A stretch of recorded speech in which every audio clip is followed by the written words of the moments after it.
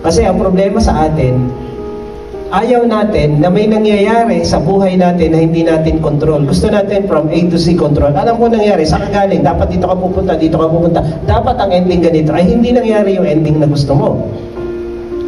Dahil hindi naman ikaw ang Diyos. Hindi laging gusto mo ang nangyayari. At hindi yung gusto mo ang dapat mangyari lagi.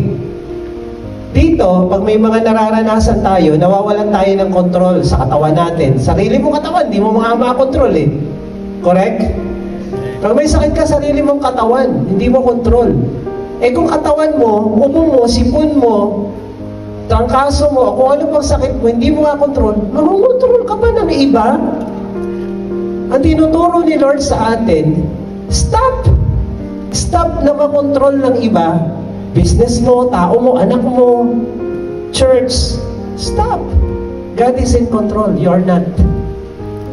Ang Diyos, kailangan niyang malaman from A to Z. At alam niya yon kahit hindi pa nangyayari.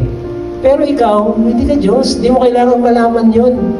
Minsan lang, kailangan mo magtiwala sa Diyos na alam niya yung ginagawa niya at ikaw hindi mo alam. Huwag mo ipagpilitan. Huwag kang magmagaling. Hindi mo alam. Ang kailangan mo, bumitaw. Let go. Bitawan mo sa Diyos lahat ng alalahanin mo. Cast all your cares. Cast all your cares. Ibigay mo sa Kanya. At pag binigay mo sa Kanya, alalahanin mo, sakit mo, problema mo, bahala na si Lord kung anong gusto niyang gawin.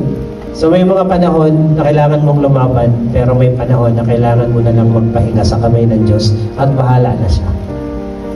God is in control always and forever.